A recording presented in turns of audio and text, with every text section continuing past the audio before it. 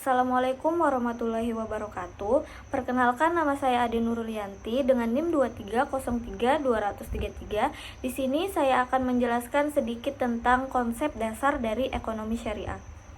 Nah, masuk ke materi pertama, yaitu pengertian ekonomi syariah. Nah, ketika kita membahas tentang ekonomi syariah, sebenarnya kita sedang membahas bagaimana Islam mengatur kehidupan manusia dalam memenuhi kebutuhan hidupnya, khususnya dalam hal ekonomi. Ekonomi syariah bukan hanya sekedar sistem ekonomi biasa, tetapi merupakan bagian dari ajaran Islam yang bersifat menyeluruh.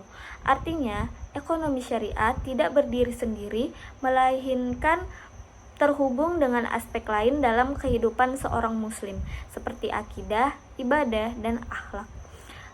Secara sederhana, ekonomi syariah dapat diartikan sebagai sistem ekonomi yang didasarkan pada prinsip-prinsip Islam yang bersumber dari Al-Quran dan hadis. Semua aktivitas ekonomi, baik itu produksi, distribusi, maupun konsumsi, harus mengikuti aturan yang telah ditetapkan dalam syariat Islam. Namun, kalau kita dalami lebih jauh, ekonomi syariah sebenarnya tidak hanya berbicara tentang aturan halal dan haramnya saja.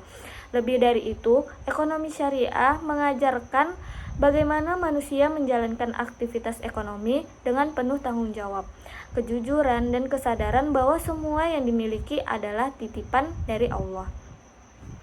Dalam pandangan ekonomi syariah, harta bukanlah tujuan utama kehidupan, melainkan hanya sebagai alat untuk mencapai kebaikan. Ini adalah perbedaan mendasar dengan sistem ekonomi konvensional yang seringkali menjadikan keuntungan sebagai tujuan utama. Sebagai contoh, dalam ekonomi konvensional, seseorang dianggap sukses jika memiliki kekayaan yang banyak, tanpa terlalu memperhatikan bagaimana cara mendapatkan kekayaan tersebut. Tetapi dalam ekonomi syariah, keberhasilan tidak hanya diukur dari jumlah harta, tetapi juga dari cara memperoleh dan bagaimana harta tersebut digunakan. Misalnya, jika seseorang memperoleh keuntungan dari hasil usaha yang jujur dan halal, lalu sebagian hartanya digunakan untuk membantu orang lain, maka hal tersebut dianggap sebagai keberhasilan yang sesungguhnya dalam ekonomi syariah. Sebaliknya, jika seseorang mendapatkan keuntungan yang besar, tetapi melalui cara yang tidak halal, seperti riba atau penipuan, maka dalam perspektif ekonomi syariah, hal tersebut justru dianggap sebagai kerugian karena tidak membawa keberkahan.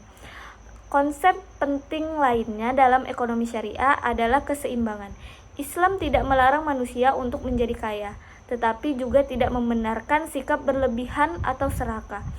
Dalam ekonomi syariah, ada keseimbangan antara kepentingan individu dan kepentingan masyarakat. Artinya, seseorang boleh mencari keuntungan, tetapi tidak boleh merugikan orang lain.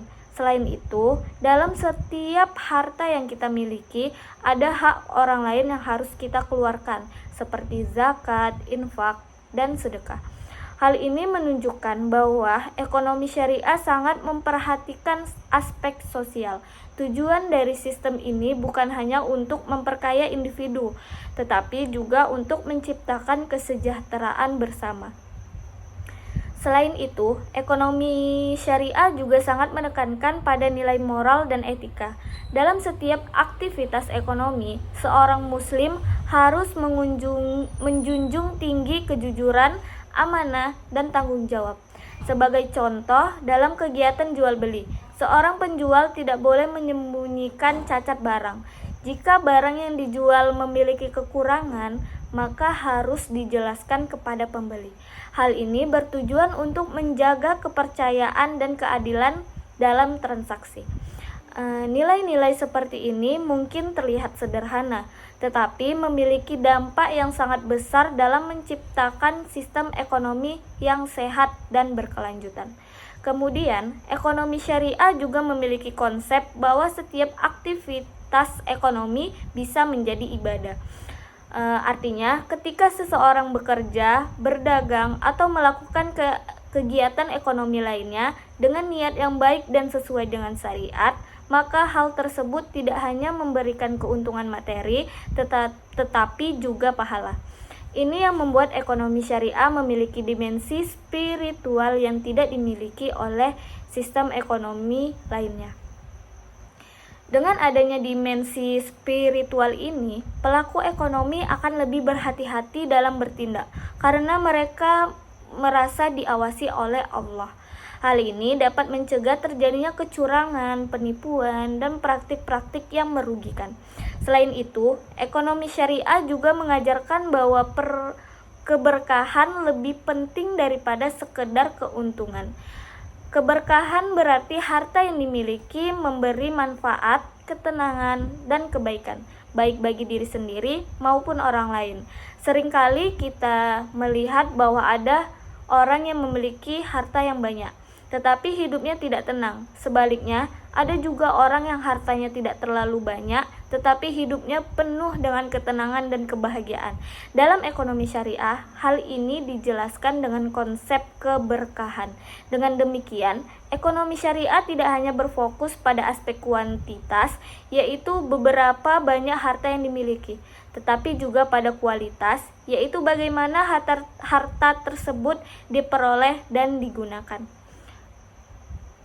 Jika kita rangkum secara luas, ekonomi syariah adalah sistem ekonomi yang berlandaskan pada ajaran Islam, mengatur aktivitas ekonomi secara menyeluruh, menekankan pada keadilan dan keseimbangan, menghindari praktik yang merugikan seperti riba dan penipuan, serta mengintegrasikan antara aspek material dan spiritual. Dengan memahami pengertian ini, kita melihat bahwa syariah bukan hanya teori, tetapi merupakan pedoman hidup yang bisa diterapkan dalam kehidupan sehari-hari.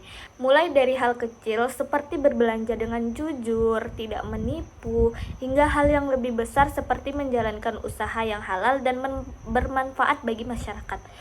Semakin kita memahami ekonomi syariah, semakin kita menyadari bahwa sistem ini tidak hanya mengatur bagaimana kita mencari uang, tetapi juga bagaimana kita menjadi manusia yang lebih baik. Nah, selanjutnya kita masuk ke materi kedua, yaitu dasar hukum ekonomi syariah.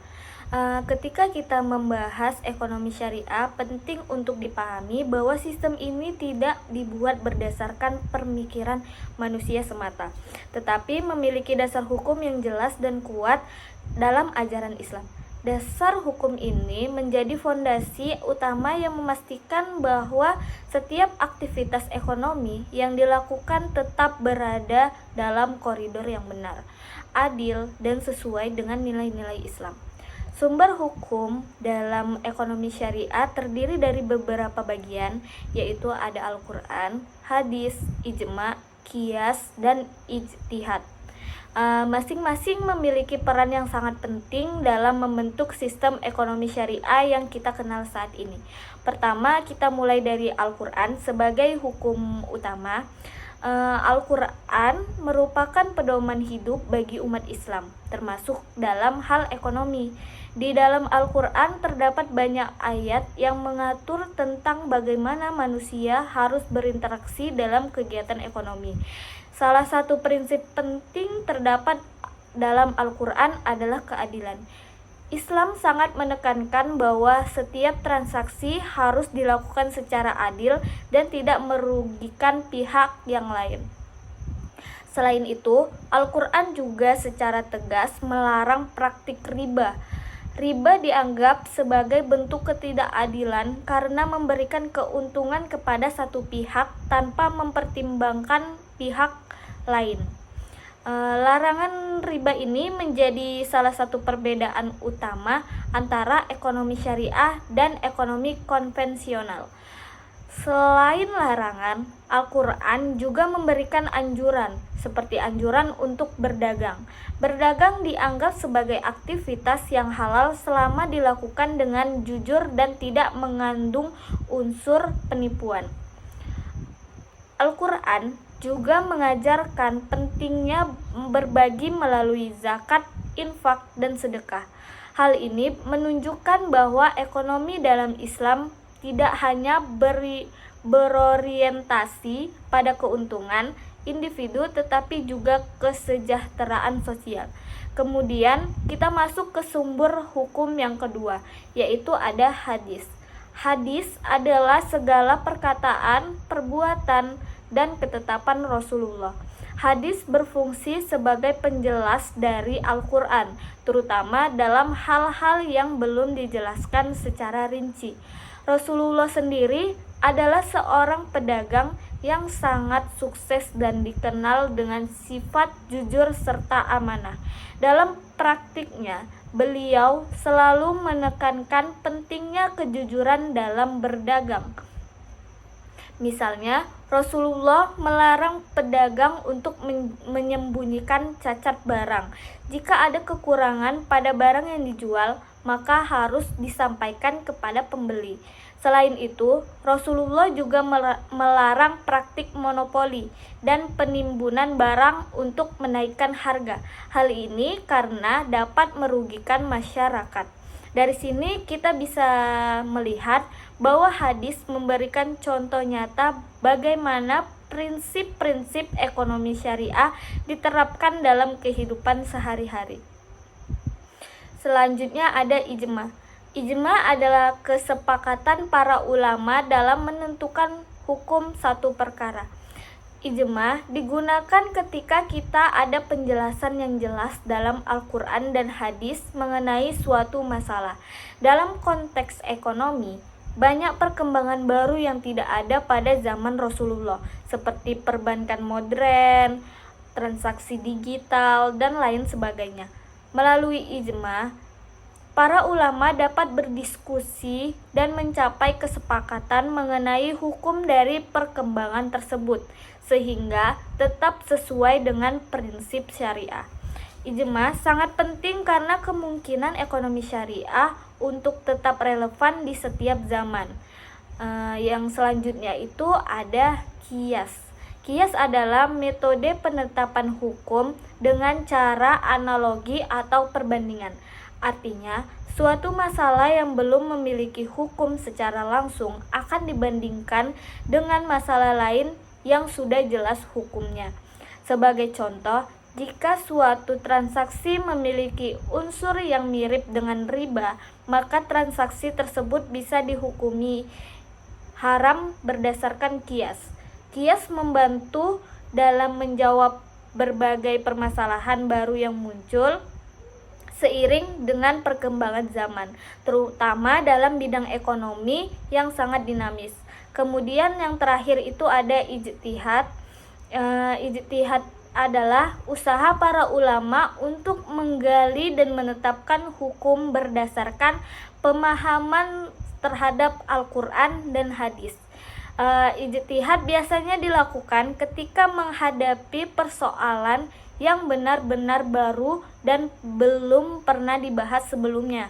Dalam dunia modern, ijtihad sangat penting karena perkembangan ekonomi sangat cepat, seperti munculnya fintech, e-commerce, dan berbagai produk keuangan lainnya. Para ulama melakukan ijtihad untuk menentukan apakah produk-produk tersebut sesuai dengan prinsip syariah atau tidak. Contohnya adalah munculnya bank syariah. Bank syariah merupakan hasil ijtihad para ulama yang mencoba menciptakan sistem perbankan tanpa riba. Dalam bank syariah, sistem yang digunakan bukan bunga, tetapi bagi hasil. Hal ini dianggap lebih adil karena keuntungan dan risiko ditanggung bersama. Selain itu, ijtihad juga digunakan dalam menentukan hukum asuransi syariah, investasi syariah, dan berbagai produk keuangan lainnya. Dari semua sumber hukum ini, kita bisa melihat bahwa ekonomi syariah memiliki dasar yang sangat kuat dan terstruktur. Tidak hanya bersumber dari wahyu, tetapi juga didukung oleh pemikiran para ulama yang terus berkembang mengikuti dengan zaman. Hal ini menunjukkan bahwa ekonomi syariah bukan sistem yang kaku, tetapi sistem yang fleksibel dan fleksibel, dan adaptif, selama tetap berpegangan pada prinsip-prinsip dasar Islam. Yang menarik adalah meskipun ekonomi syariah memiliki banyak sumber hukum, semuanya saling melengkapi dan tidak bertentangan satu sama lain. Al-Quran memberikan prinsip dasar, hadis memberikan penjelasan, dan ijma, qiyas, serta ijtihad membantu dalam penerapan di berbagai situasi. Dengan demikian, dasar ekonomi syariah bukan hanya sekedar aturan, tetapi juga menjadi pedoman moral dan etika dalam menjalankan aktivitas ekonomi. Semakin kita memahami dasar hukum ekonomi ini, semakin kita menyadari bahwa ekonomi syariah bukan hanya sistem ekonomi biasa, tetapi merupakan sistem yang dirancang untuk menciptakan keadilan, keseimbangan, dan kesejahteraan bagi seluruh umat manusia. Nah, selanjutnya itu ada materi tentang tujuan ekonomi syariah. Ketika kita membahas tujuan ekonomi syariah, kita tidak hanya berbicara dengan tujuan ekonomi dalam arti sempit, seperti mencari keuntungan atau meningkatkan pendapatan. Dalam Islam, tujuan ekonomi jauh lebih luas, karena berkaitan langsung dengan tujuan hidup manusia itu sendiri. Tujuan utama ekonomi syariah adalah mencapai falah, yaitu kesejahteraan yang menyeluruh, baik di dunia maupun di akhirat. Konsep falah ini sangat penting karena menjadi pembeda utama antara ekonomi syariah dan ekonomi lainnya. Dalam sistem ekonomi konvensional, keberhasilan biasanya diukur dari seberapa besar keuntungan atau kekayaan yang dimiliki seseorang. Semakin banyak harta, semakin dianggap sukses. Namun, dalam ekonomi syariah, ukuran keberhasilan tidak hanya dilihat dalam jumlah harta, tetapi juga dari bagaimana harta itu diperoleh dan bagaimana harta itu digunakan. Sebagai contoh, ada dua orang pedagang. Yang pertama, mendapatkan keuntungan besar tetapi dengan cara menipu atau mengurangi timbangan. Yang kedua, mendapat keuntungan yang mungkin lebih kecil, tetapi dilakukan dengan jujur dan amanah. Dalam ekonomi syariah, pedagang yang kedua justru dianggap lebih berhasil karena usahanya membawa keberkahan. Konsep falah ini mengajarkan bahwa kehidupan tidak hanya berhenti di dunia, tetapi berlanjut hingga di akhirat. Oleh karena itu, aktivitas ekonomi harus menjadi bagian dari ibadah. Selanjutnya, tujuan ekonomi syariah adalah mewujudkan keadilan ekonomi. Keadilan merupakan prinsip yang sangat ditekankan dalam Islam. Dalam konteks ekonomi, keadilan berarti tidak ada pihak yang dirugikan, tidak ada eksploitasi, dan setiap orang mendapatkan haknya sesuai dengan kontribusinya. Sebagai contoh dalam kehidupan sehari-hari, ketika seorang bekerja, maka ia berhak mendapatkan upah yang layak. Majikan tidak boleh menunda-nunda pembayaran gaji, apalagi mengurangi hak pekerja. Dalam bisnis juga demikian. Penjual tidak boleh mengambil keuntungan secara berlebihan dengan cara memanfaatkan ketidaktahuan pembeli. Misalnya menjual barang dengan harga yang lebih tinggi kepada orang yang tidak tahu harga pasarnya. Contoh lainnya adalah dalam praktik hutang piutang. Dalam ekonomi syariah, tidak diperboleh adanya bunga atau tambahan yang memberatkan. Hal ini bertujuan untuk melindungi pihak yang lemah agar tidak semakin tertekan. Tujuan berikutnya adalah menghindari praktik-praktik yang dilarang seperti riba, ghar, dan maisir. Riba, seperti yang sudah kita ketahui, adalah tambahan dalam transaksi yang bersifat tidak adil. Dalam praktik modern, riba sering ditemukan dalam sistem bunga. Sebagai contoh, seorang meminjam uang tetapi harus mengembalikannya lebih dari jumlah yang dipinjam, tanpa mempertimbangkan kondisi apapun. Jika peminjam mengalami kesulitan, justru beban yang harus ditanggung malah semakin berat. Dalam ekonomi syariah, hal ini dianggap tidak adil karena hanya menguntungkan salah satu pihak saja. Selanjutnya adalah garar. Garar itu ketidakjelasan dalam transaksi. Misalnya menjual barang yang belum jelas kualitasnya atau bahkan belum ada wujudnya. Contoh sederhananya itu seseorang menjual buah yang masih di pohon tanpa kejelasan apakah buah tersebut akan berhasil dipanen atau tidak. Hal ini bisa merugikan pembeli. Kemudian maisir, yaitu perjudian. Maisir adalah mendapatkan keuntungan tanpa usaha yang jelas, hanya berdasarkan keberuntungan semata. Contoh dalam kehidupan sehari-hari bisa berupa taruhan atau permainan yang melibatkan uang dengan hasil yang tidak pasti. Semua praktik ini dilarang karena dapat merusak sistem ekonomi dan menciptakan ketidakadilan. Tujuan ekonomi syariah selanjutnya adalah meningkatkan kesejahteraan masyarakat secara menyeluruh. Ekonomi tidak hanya fokus pada individu, tetapi juga pada kepentingan sosial. Dalam Islam, kesejahteraan masyarakat menjadi hal yang sangat penting. Salah satu cara untuk mewujudkan hal ini adalah melalui zakat. Zakat merupakan kewajiban bagi umat muslim yang mampu untuk memberikan sebagian hartanya kepada yang membutuhkan. Selain zakat, ada juga infak dan sedekah yang bersifat sukarela. Semua ini bertujuan untuk membantu masyarakat yang kurang mampu dan mengurangi kesenjangan sosial. Sebagai contoh nyata, ketika seseorang rutin mengeluarkan zakat, maka harta tersebut akan mengalir kepada masyarakat yang membutuhkan, seperti fakir miskin.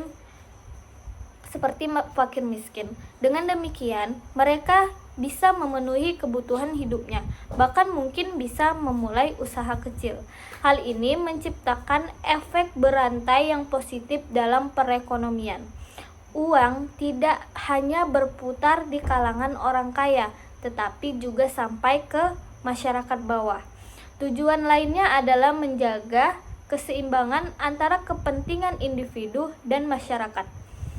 Dalam ekonomi syariah, individu diberikan kebebasan untuk berusaha dan mencari keuntungan. Namun, kebebasan tersebut tidak boleh merugikan orang lain. Sebagai contoh, seorang boleh membuka usaha dan bersaing dengan usaha lainnya, tetapi tidak boleh menjatuhkan pesaing dengan cara yang tidak sehat, seperti menyebarkan informasi palsu atau melakukan kecurangan. Selain itu, dalam konsumsi juga harus ada keseimbangan. Islam melarang sikap boros, tetapi juga tidak menganjurkan untuk terlalu kikir. Misalnya, seseorang memiliki penghasilan yang cukup, tetapi ia tidak mau mengeluarkan uang sama sekali untuk membantu orang lain. Hal ini juga tidak sesuai dengan prinsip ekonomi syariah. Tujuan berikutnya itu adalah menjaga nilai moral, etika, dan aktivitas ekonomi. Ekonomi syariah sangat menekankan kepentingan akhlak.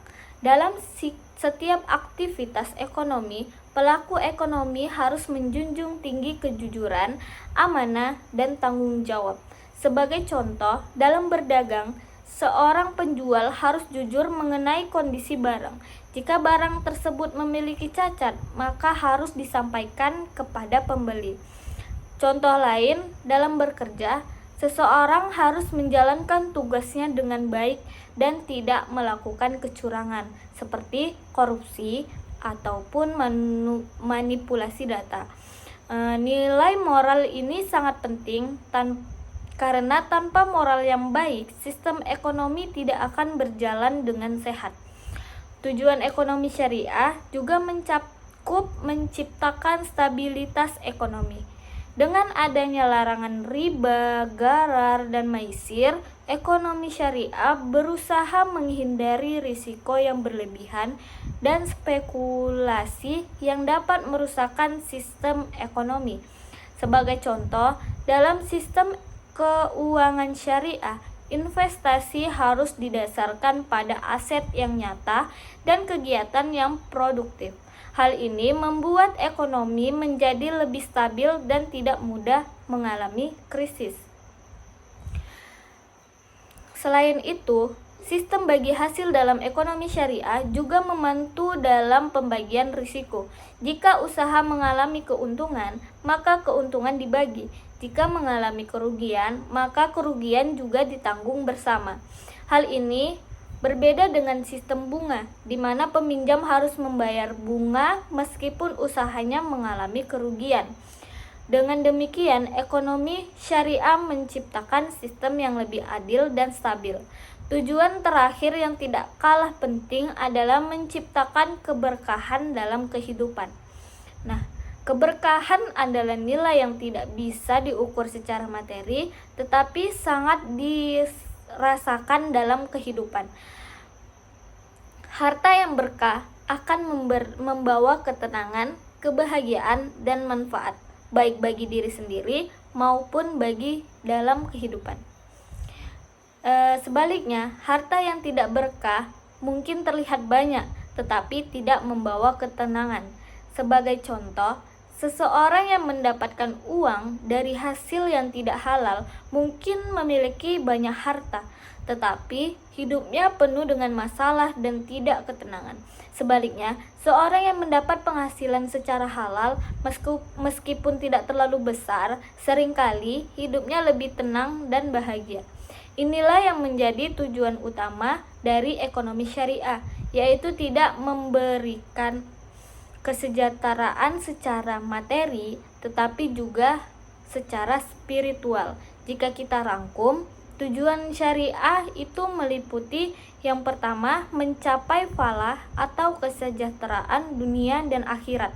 Yang kedua, mewujudkan keadilan ekonomi. Yang ketiga, menghindari praktik yang merugikan seperti riba, gharar, dan maisir. Yang keempat, meningkatkan kesejahteraan masyarakat.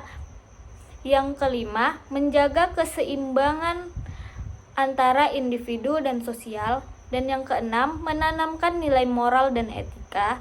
Yang ketujuh, menciptakan stabilitas ekonomi. Yang kedelapan, serta menghadirkan keberkahan dalam kehidupan. Dengan memahami tujuan-tujuan ini, kita bisa melihat bahwa ekonomi syariah bukan hanya sistem ekonomi, tetapi juga sistem kehidupan yang bertujuan untuk menciptakan kebaikan secara menyeluruh. Semakin kita memahami dan menerapkannya, semakin besar pula manfaat yang kita rasakan, baik secara pribadi maupun dalam kehidupan bermasyarakat. Nah, materi selanjutnya itu ada ruang lingkup ekonomi syariah. Nah, ketika kita membahas ruang lingkup ekonomi syariah, kita sebenarnya sedang membahas sejauh mana ekonomi syariah itu mengatur kehidupan manusia. Banyak orang berpikir bahwa ekonomi syariah hanya berkaitan dengan bank syariah atau lembaga keuangan saja. Padahal, ruang lingkup ekonomi syariah itu jauh lebih luas daripada itu. Nah, ekonomi syariah mencakup seluruh aktivitas ekonomi manusia, mulai dari bagaimana barang diproduksi, bagaimana didistribusi, bagaimana dikonsumsi, hingga bagaimana sistem keuangan dan bisnis dijalankan. Artinya, hampir semua aspek kehidupan ekonomi kita sehari-hari sebenarnya bisa dikaji dalam perspektif ekonomi syariah. Yang pertama itu ada produksi dalam ekonomi syariah. Nah, kita mulai dari produksi. Produksi adalah kegiatan menghasilkan barang atau jasa.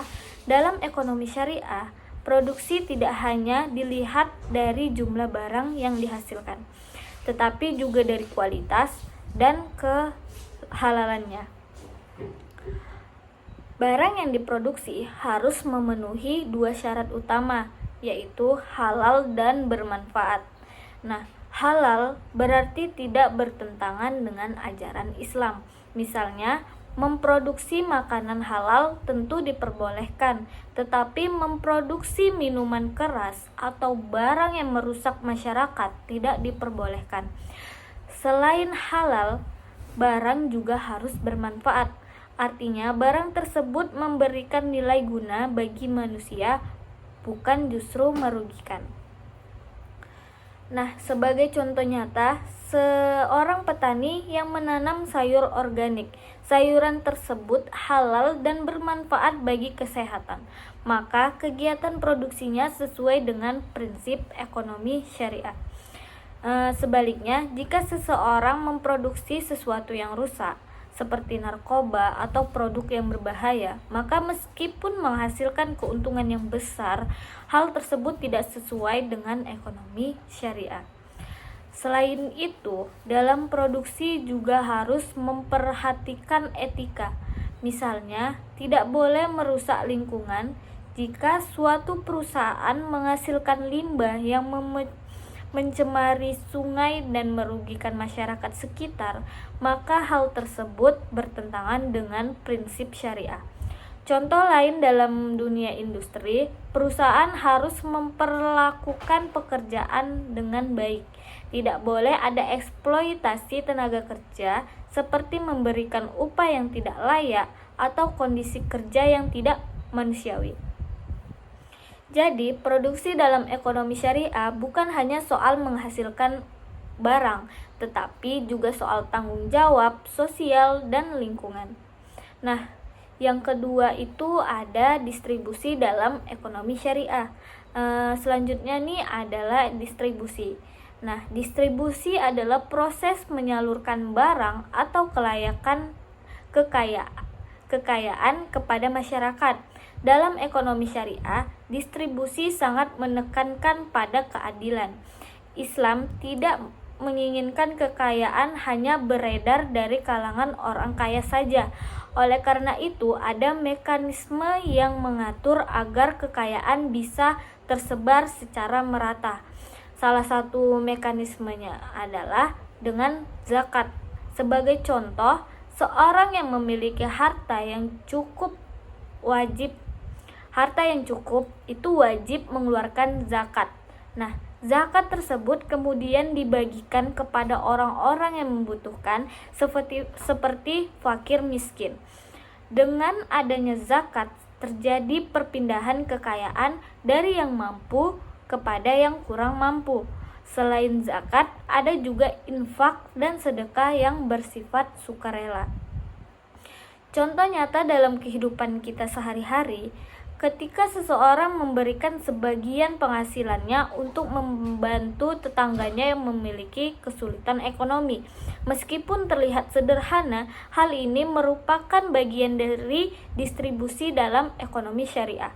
Distribusi juga bisa terjadi melalui kegiatan ekonomi biasa seperti jual beli, namun dalam ekonomi syariah, distribusi harus dilakukan dengan secara adil. Misalnya nih, tidak boleh ada penimbunan barang untuk menaikkan harga. Contohnya ketika ada harga beras naik, ada pedagang yang sengaja menyimpan stok harga agar harga semakin tinggi. Hal ini merugikan masyarakat dan ini tidak diperbolehkan dalam ekonomi syariah. Contoh lainnya itu adalah dalam penetapan harga, harus dengan harga yang wajar dan tidak merugikan konsumen. Distribusi yang baik akan menciptakan keseimbangan dalam masyarakat, sehingga tidak terjadi kesenjangan yang terlalu besar antara kaya dan juga miskin. Nah, selanjutnya itu adalah konsumsi dalam ekonomi syariah. Konsumsi adalah kegiatan menggunakan barang atau jasa untuk memenuhi kebutuhan. Dalam ekonomi syariah, konsumsi tidak hanya dilihat dari seberapa banyak orang mengonsumsi, tetapi juga bagaimana cara dan tujuan konsumsi tersebut.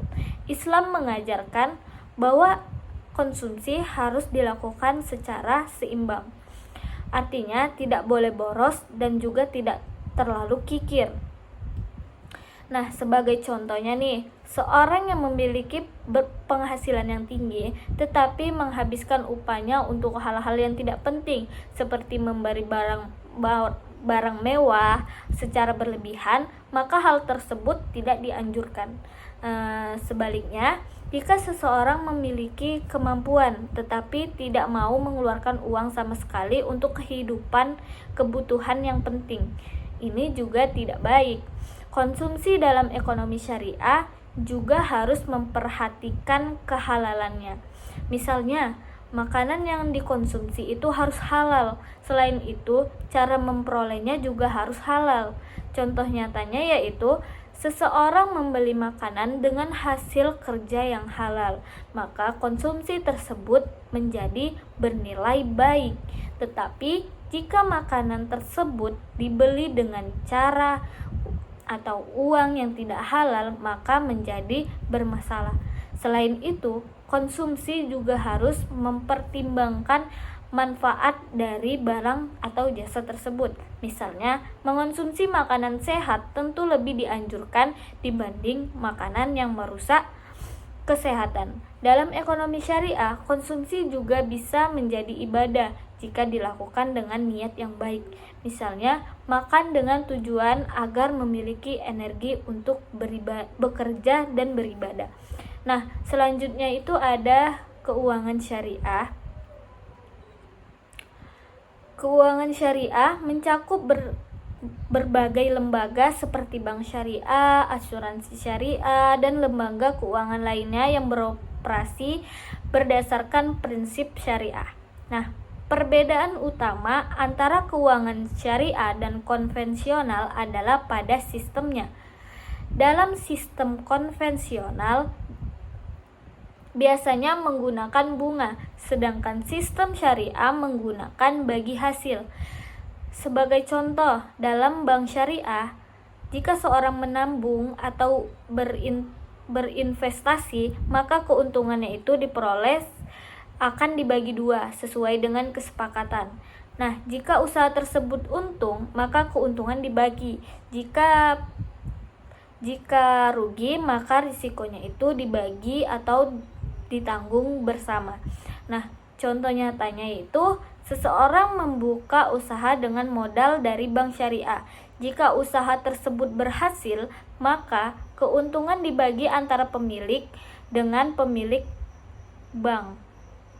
Nah, hal ini menciptakan keadilan karena kedua pihak sama-sama menanggung risiko. Nah, selain itu, keuangan syariah juga menghindari investasi pada sektor yang haram. Nah, misalnya tidak boleh berinvestasi pada bisnis minuman keras, perjudian, atau hal lain yang bertentangan dengan Islam. Nah, keuangan syariah juga menekankan transparansi. Artinya, semua pihak harus mengetahui dengan jelas bagaimana sistemnya, berapa keuntungan yang didapat, dan apa-apa saja risiko dalam menjalani usahanya. Nah, selanjutnya itu ada kegiatan bisnis dalam ekonomi syariah. Bisnis dalam ekonomi syariah harus dilakukan dengan prinsip kejujuran, keadilan, dan tanggung jawab. Dalam bisnis syariah tidak boleh ada penipuan, manipulasi, atau praktik curang lainnya. Sebagai contoh, seorang pedagang harus jujur dalam menjelaskan kondisi barang. Jika barang tersebut memiliki cacat, maka harus disampaikan oleh pembelinya. Contoh lain dalam kerjasama bisnis, semua kesepakatan harus jelas di awal. Tidak boleh ada pihak yang dirugikan karena tidak kejelasan dari kedua pihak atau satu orang pihak. Bisnis syariah juga mendorong kerjasama, bukan hanya persaingan. Misalnya, sistem bagi hasil dalam usaha. Dua pihak bekerja sama untuk menjalankan usaha, lalu keuntungan dibagi sesuai dengan kesepakatan di awal. Hal ini berbeda dengan sistem yang hanya menguntungkan satu pihak saja. Selain itu, dalam bisnis syariah juga harus memperhatikan tanggung jawab sosial. Misalnya, perusahaan tidak hanya mencari keuntungan, tetapi juga memberikan manfaat bagi masyarakat seperti membuka lapangan pekerjaan atau membantu lingkungan sekitarnya. Nah, dari semua penjelasan tadi, kita bisa melihat bahwa ruang lingkup syariah sangat luas dan seluruh aktivitas ekonomi pada manusia, mulai dari produksi, distribusi, konsumsi, keuangan, hingga bisnis, semua diatur dengan prinsip-prinsip yang menekankan keadilan, keseimbangan, dan nilai moral. Yang menarik adalah semua aspek ini saling terhubung. Produksi yang baik akan menghasilkan barang yang bermanfaat. Distribusi yang adil akan memastikan barang tersebut sampai kepada masyarakat. Konsumsi yang bijak akan menjaga keseimbangan. Keuangan yang sehat akan mendukung kegiatan ekonomi, dan bisnis yang jujur akan menciptakan kepercayaan. Jika semua ini berjalan dengan baik, maka akan terciptalah sistem ekonomi yang tidak hanya menguntungkan, tetapi juga membawa keberkahan. Nah, kalau kita tarik benang merah dari semua yang sudah dibahas tadi, sebenarnya kita melihat satu hal yang sangat jelas, bahwa ekonomi syariah itu bukan sekedar sistem ekonomi biasa. Ini bukan soal bagaimana kita mencari uang, bukan soal bisnis, bukan juga sekedar soal bank tanpa bunga. Tapi lebih dari itu, ekonomi syariah ini adalah cara kita menjalani hidup. Coba kita bayangkan dalam kehidupan sehari-hari kita. Bangun pagi, kita mulai aktivitas, ada yang kuliah, ada yang kerja, ada yang jualan, ada juga yang mungkin bantu orang tua di rumah. Dari pagi sampai malam, tanpa kita sadari, kita terus melakukan aktivitas ekonomi. Kita beli makanan, kita bayar transportasi, kita mungkin jual sesuatu, atau bahkan sekedar menggunakan uang untuk kebutuhan kita sehari-hari. Nah, pertanyaannya sekarang, dari semua aktivitas itu, apakah kita sudah benar-benar memikirkan bagaimana cara kita melakukannya? Atau jangan-jangan selama ini kita hanya fokus pada hasilnya saja. Misalnya, kita senang kalau mendapatkan uang, tapi kita jarang bertanya, uang ini didapat dengan cara yang bagaimana sih? Benar atau tidak sih?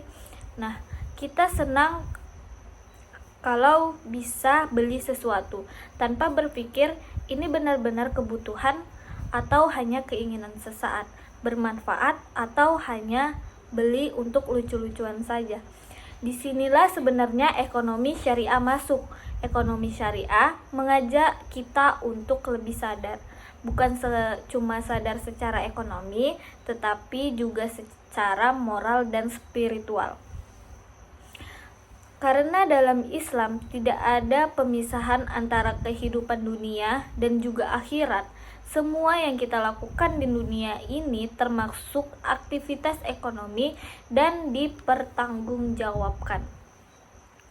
Makanya, ekonomi syariah itu bukan sekedar aturan, tapi lebih ke arah pengingat. Pengingat bahwa setiap rupiah yang kita dapatkan, setiap transaksi yang kita lakukan, semua punya nilai dari sisi Allah Subhanahu wa Ta'ala. Sekarang coba kita ingat lagi tentang pengertian ekonomi syariah yang sudah kita bahas. Ekonomi syariah itu bukan hanya tentang halal dan haram secara sederhana, tetapi tentang bagaimana kita menjalani aktivitas ekonomi dengan cara yang benar, dengan jujur, dengan adil, dengan penuh dengan tanggung jawab, dan yang paling penting dengan niat yang baik. Karena dalam ekonomi syariah, niat itu sangat berpengaruh. Dua orang bisa melakukan pekerjaan yang sama, tapi nilainya bisa berbeda. Misalnya, dua orang ini sama-sama berdagang. Yang satu hanya ingin untung sebanyak-banyaknya. Yang satu lagi ingin untung, tapi juga ingin membantu orang lain, ingin memberikan manfaat kepada orang lain. Secara kasat mata mungkin sama, tapi dalam ekonomi syariah nilainya sangat berbeda. Lalu kita juga sudah membahas tentang dasar hukum. Di sini kita bisa melihat bahwa ekonomi syariah bukan sesuatu yang dibuat sembarangan. Ada Al-Quran sebagai pedoman utama, ada juga hadis yang memberikan contoh nyata, ada juga pemikiran para ulama melalui ijma, qiyas, dan ijtihad. Nah, artinya sistem ini bukan hanya kuat tapi juga fleksibel, bisa menyesuaikan dengan zaman. Coba kita lihat sekarang, dulu tidak ada yang namanya transaksi online atau digital payment. Tapi hari ini semua itu jadi bagian dari kehidupan kita. Dari ekonomi syariah tetap bisa masuk ke situ, tetapi bisa memberi aturan, tetap memberikan solusi. Ini menunjukkan bahwa ekonomi syariah itu hidup, bukan sistem yang kaku. Kemudian kita masuk ke tujuan ekonomi syariah. Di sini kita menemukan konsep yang sangat menarik, yaitu falah. Falah itu bukan sekedar sukses, tapi sukses yang lengkap. Sukses di dunia dan juga sukses di akhirat. Coba deh kita renungkan, banyak orang yang mungkin secara materi dia sangat berhasil, punya banyak uang, punya bisnis yang besar, tapi belum tentu hidupnya itu tenang, belum tentu hidupnya itu bahagia. Sebaliknya, ada yang orang hidupnya sederhana tapi hatinya tenang, hidupnya terasa cukup. Ini yang dalam ekonomi syariah disebut dengan keberkahan. Dan inilah yang sebenarnya kita cari. Bukan sekedar banyak harta, tapi kualitas dari harta itu sendiri tidak ada. Jika sudah membahas tentang keadilan, ini poin yang sangat penting. Karena tanpa keadilan, ekonomi bisa menjadi alat penindasan. Dalam ekonomi syariah, tidak boleh ada yang dirugikan. Nah, tidak boleh ada yang dieksploitasi. Semua harus berjalan secara seimbang. Misalnya nih, dalam bekerja, seorang pekerja harus mendapatkan upah yang layak. Seorang pengusaha juga berhak mendapatkan keuntungan yang layak, tapi tidak boleh satu pihak menekan pihak yang lain. Begitu juga dalam bisnis, tidak boleh ada manipulasi. Semua harus transparan, karena kepercayaan itu adalah kunci. Lalu kita juga belajar tentang hal-hal yang harus dihindari, seperti riba, gharar, dan maisir. Nah, mungkin bagi sebagian orang ini terdengar seperti konsep yang jauh dari kehidupan kita sehari-hari. Tapi sebenarnya inilah yang sangat dekat dalam kehidupan kita sehari-hari. Contoh sederhananya saja, riba bisa kita ketemukan dalam sistem pinjaman berbunga. Gharar bisa kita temukan pada saat kita membeli sesuatu tanpa kejelasan. Nah, maisir bisa kita lihat dalam berbagai bentuk perjudian. Semua ini dilarang bukan tanpa alasan, tapi karena dampaknya yang merusak individu, merusak masyarakat, dan dalam jangka panjang juga merusak ekonomi itu sendiri. Nah, kemudian kita juga membahas ruang lingkup ekonomi syariah. Di sini kita bisa melihat bahwa ekonomi syariah itu luas sekali. Mulai dari produksi, artinya bagaimana kita menghasilkan barang, apakah barang itu halal, apakah barang itu bermanfaat, itu dibagikan, apakah hanya seputar di kalangan tertentu, atau bisa dirasakan oleh banyak orang. Nah, kemudian itu konsumsi. Bagaimana kita menggunakan apa yang kita miliki? Apakah kita boros atau justru kita terlalu kikir? Apakah kita menggunakan untuk hal yang baik atau hanya untuk keinginan sesaat? Nah, kemudian ada keuangan. Bagaimana sistem yang kita gunakan? Apakah adil? Apakah transparan? Apakah mengandung unsur yang merugikan? Dan yang terakhir itu ada bisnis. Bagaimana kita menjalankan usaha? Apakah kita jujur? Apakah kita amanah? apakah kita memberi manfaat bagi orang lain. Nah, semua ini saling berhubungan dan tidak bisa dipisahkan. Nah, kalau kita pikirkan lebih dalam, sebenarnya ekonomi syariah ini ingin membentuk manusia yang seimbang antara dunia dan juga akhirat. Nah, seimbang antara kebutuhan pribadi dan tanggung jawab sosial, seimbang antara mencari keuntungan dan menjaga nilai moral. Ini yang mungkin sering kita lupakan. Kadang kita terlalu fokus pada hasil, ingin cepat sukses, ingin cepat kaya, tapi kita lupa dengan prosesnya.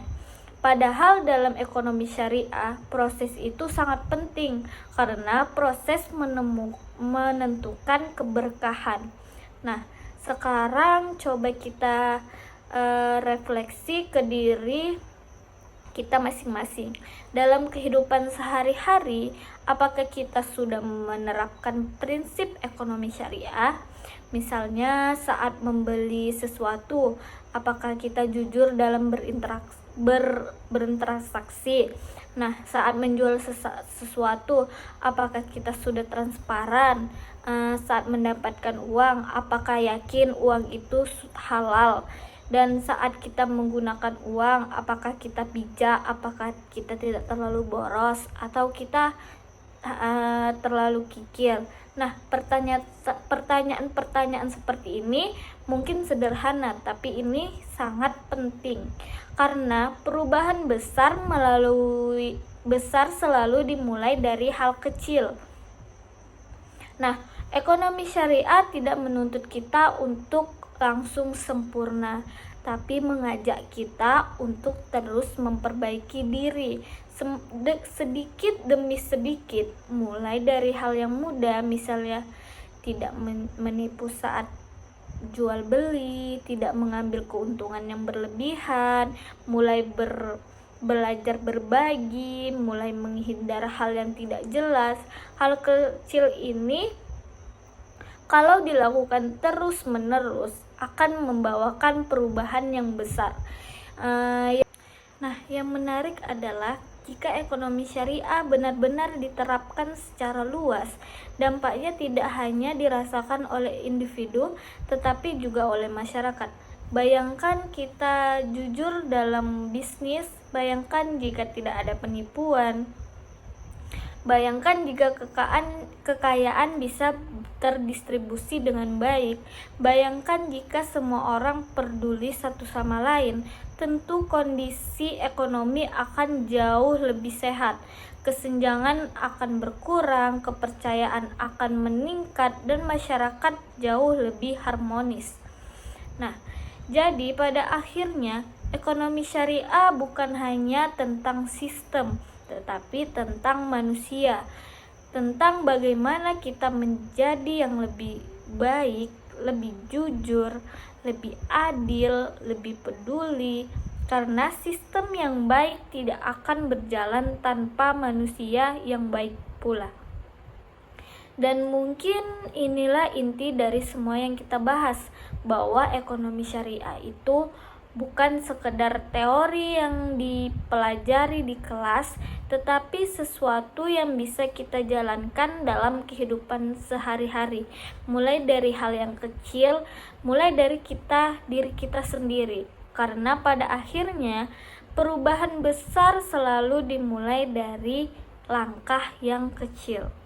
Nah, kalau kita lanjutkan dari semua pembahasan tadi, mungkin sekarang muncul satu pertanyaan yang lebih dalam.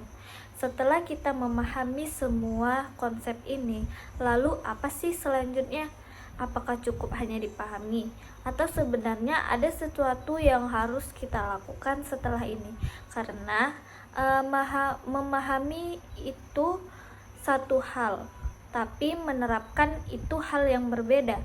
Dan seringkali justru disinilah tantangannya. Nah, kalau kita lihat realita hari ini, dunia ekonomi berkembang sangat cepat. Teknologi semakin maju, transaksi semakin mudah, Semua bisa dilakukan secara instan, tapi di balik kemudahan itu muncul juga tantangan yang tidak sederhana. Kadang kita dihadapkan pada pilihan yang tidak selalu hitam dan putih. Misalnya, ada peluang yang kita harus memilih antara keuntungan cepat atau cara yang benar, dan di titik seperti itulah pemahaman tentang ekonomi syariah sebenarnya diuji. Mungkin kita tidak bisa langsung mengubah sistem yang besar, kita tidak langsung bisa mengubah bagaimana ekonomi berjalan secara keseluruhan, tapi kita selalu punya kendali atas satu hal, yaitu diri kita sendiri, pilihan kita, dan juga keputusan kita. Misalnya ketika kita nanti terjun di dunia kerja atau mungkin membangun usaha sendiri, akan ada banyak situasi yang menuntut kita untuk mengambil keputusan, dan keputusan-keputusan kecil itu lama-kelamaan akan membentuk arah hidup kita. Apakah kita ingin menjalankan sesuatu yang menguntungkan atau sesuatu yang juga memberikan nilai? Karena sebenarnya ekonomi syariah itu membuka cara pandang yang berbeda, bahwa pekerjaan bukan hanya sekedar mencari nafkah, bisnis bukan sekedar mencari keuntungan, tapi semua itu bisa menjadi sesuatu yang lebih besar, bisa menjadi jalan untuk memberi manfaat, bisa menjadi sarana untuk membantu orang lain, bahkan bisa menjadi bagian dari ibadah. Nah, kalau kita pikirkan lebih jauh, setiap profesi sebenarnya punya peluang untuk menerapkan nilai-nilai ini. Seorang pedagang bisa memilih untuk jujur, seorang karyawan bisa memilih untuk bekerja dengan amanah. Nah, seorang pengusaha bisa memilih untuk tidak mengambil keuntungan dengan cara yang merugikan orang lain. Dan bahkan sebagai konsumen, kita juga punya peran penting. Kita bisa memilih untuk tidak mendukung hal-hal yang jelas merugikan orang lain. Hal kecil seperti ini mungkin tidak langsung terlihat dampaknya, tapi kalau kita lakukan secara konsisten, efeknya akan terasa. Pelan-pelan lingkungan kita berubah, cara orang berinteraksi berubah, dan kepercayaan mulai tumbuh. Kadang kita terlalu fokus pada perubahan yang besar, padahal perubahan itu seringkali dari sesuatu yang sederhana, dari kebiasaan kecil, dari keputusan yang mungkin terlihat sepele. Dan mungkin juga penting untuk kita sadari bahwa dalam perjalanan ini kita tidak terlalu sempurna. Akan ada kesalahan, akan ada momen di mana kita ragu, akan ada situasi yang membuat kita bingung, kita harus memilih apa. Itu adalah hal yang wajar. Yang penting bukan bagaimana kita tidak pernah salah, tapi bagaimana kita terus belajar, terus memperbaiki, dan terus berusaha mendekati hal yang benar. Karena pada akhirnya ekonomi syariah bukan tentang siapa yang paling tahu, tapi tentang siapa yang mau berusaha. Kalau kita bayangkan ke depan, bagaimana jika semakin banyak orang mulai memahami dan menerapkan nilai-nilai ini? Bagaimana jika kejujuran menjadi hal yang biasa? Bagaimana jika keadilan bukan lagi suatu yang langka? Bagaimana jika dalam setiap transaksi orang tidak saling curiga? Nah, itu bukan sesuatu yang mustahil, tapi memang butuh waktu dan butuh kesadaran dari diri kita. Dan mungkin langkah pertama dari semua itu dimulai dari kita yang sedang belajar ini sekarang. bukan harus langsung besar, bukan harus langsung sempurna, tapi cukup mulai dari hal yang kita bisa, dari yang kita pahami, dari hal yang ada di sekitar kita. Nah, karena pada akhirnya yang kita lakukan hari ini akan menentukan seperti apa kondisi di masa depan. Bukan hanya untuk diri kita sendiri, tapi juga untuk orang-orang yang berada di sekitar kita. Dan mungkin tanpa kita sadari, pilihan kecil yang kita ambil hari ini bisa menjadi bagian dari perubahan yang lebih besar. Jadi setelah semua ini, mungkin yang paling penting bukan lagi apa sih itu ekonomi syariah, tapi bagaimana kita bisa menjalani ekonomi syariah dalam kehidupan kita sehari-hari. Nah, dari semua yang bisa saya sampaikan, mungkin segitu saja pemaparan dari materi yang sudah saya sampaikan tadi. Lebih dan kurang saya mohon maaf. Saya akhiri. Wabillahi taufik wal hidayah. Wassalamualaikum warahmatullahi wabarakatuh.